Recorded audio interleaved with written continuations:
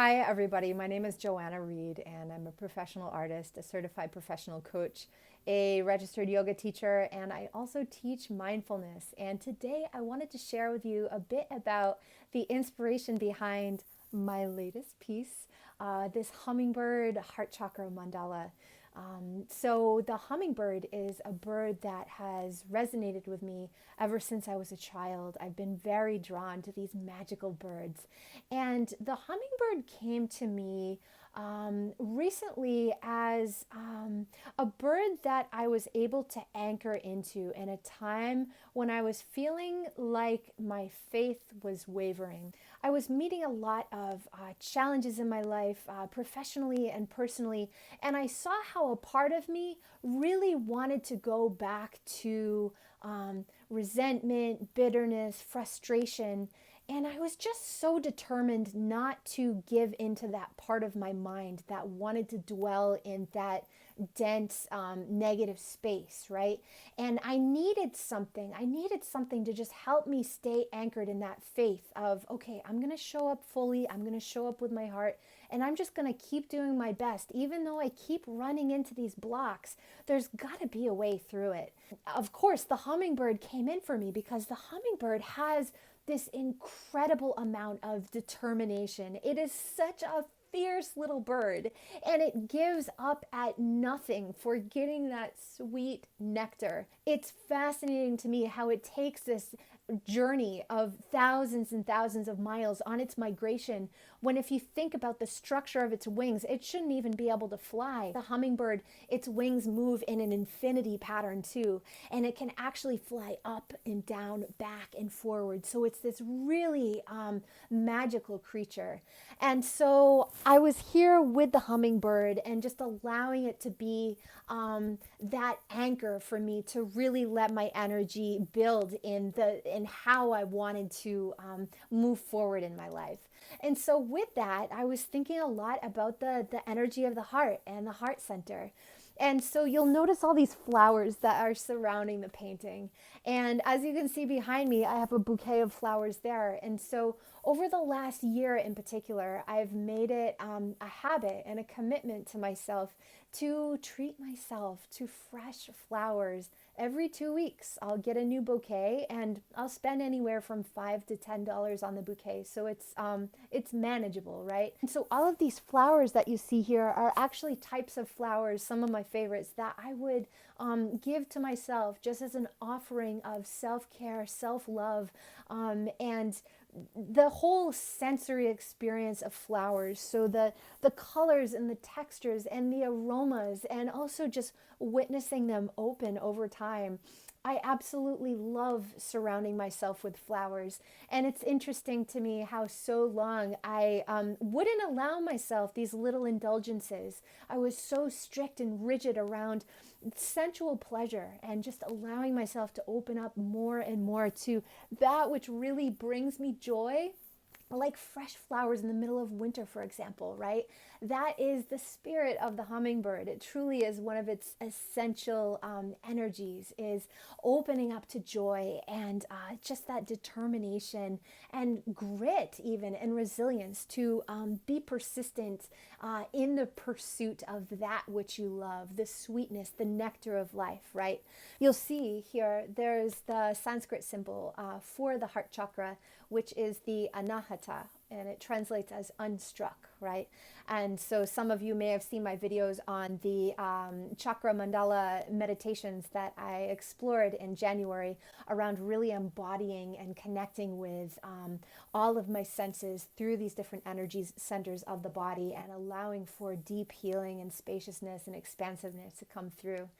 Another thing that I was so surprised with in how this piece ended up coming out, I had no idea what the background was really asking for. And so interestingly, I needed to go into my heart. And as I sat with my heart and just allowed my heart to speak, and the more I sit with my heart, the more I realize it's like it's very quiet often. And it's very much like a tender flower. It's so easy for my mind, the critical mind, to be really aggressive and fast moving and wanting to be like really big and really loud. And yes, there's merit in listening to this as well. But I noticed as I just sort of sensed into the energy of my heart, I just wanted to play, right? So I just started sort of playing. I had a very different background to begin. It was mostly green tones. So green is the color, the primary color of the heart chakra. But I ended up going over with some gouache, and then I'm not even sure, like this is such an example of how the inspiration just moves through me. It's like I'm taking dictation or something from something that is beyond myself. And that is what I absolutely love about the creative process more than anything else, is that you reach this point where yourself just dissolves and you're a part of something greater. And so I can't tell you when the moment was, but all of a sudden I realized that there was an opportunity to create riverways and to create lakes. And then before I knew it, it was a topographical map.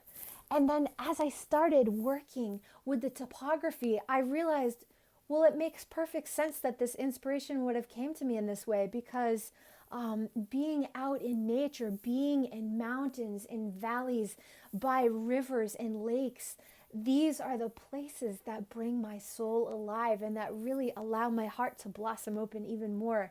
So it makes perfect sense that this inspiration would have come to me for this entire topographic map to be the framework for the celebration of love and joy and sweetness of life.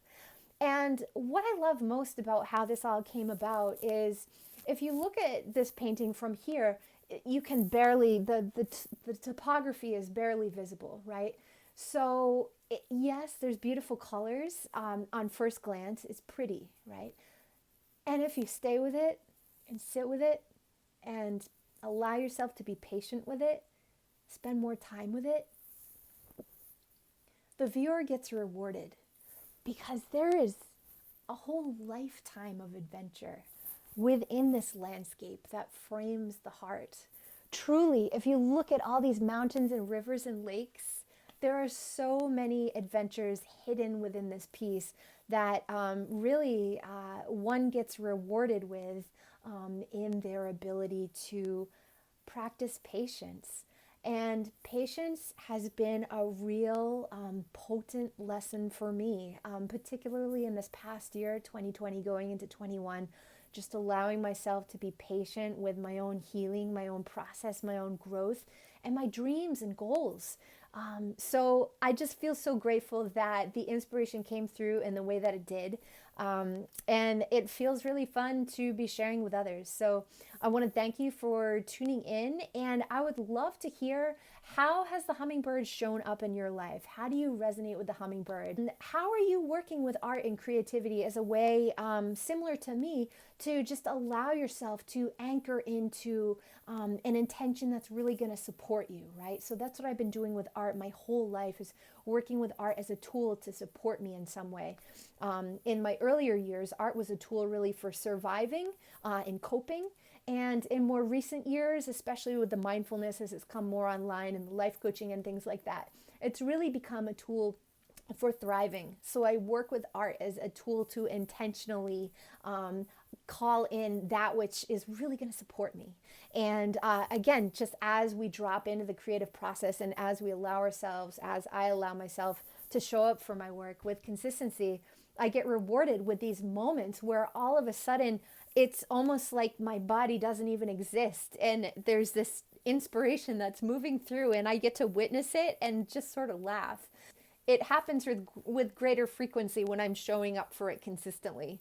So really, my heart is in it for the long haul, and it's in it for showing up consistently. So I would love to hear any thoughts or reflections on how you're working with creativity, or even other elements to just sort of anchor in, manage, navigate. If you like this video, go ahead and give it a like, and you can subscribe. I'm going to have more videos coming your way. I'm also going to link to the art print as well as the original in the description. So if you're interested in getting a print, you can go ahead and do that. So thank you so much for tuning in, and I hope you have a fantastic week ahead full of creativity, vitality, and sweetness. Take care. If you like this video, please go ahead and hit the like button and also subscribe if you're interested in seeing more content like this. And make sure to hit the little bell notification so you know when there's a new video coming out. You can learn more about my work at my website, joannareed.com. I'm also on Instagram at joannaereed, and you can also search for me on Etsy. I'll leave the link so you can reach them right in the description. Thanks so much for watching.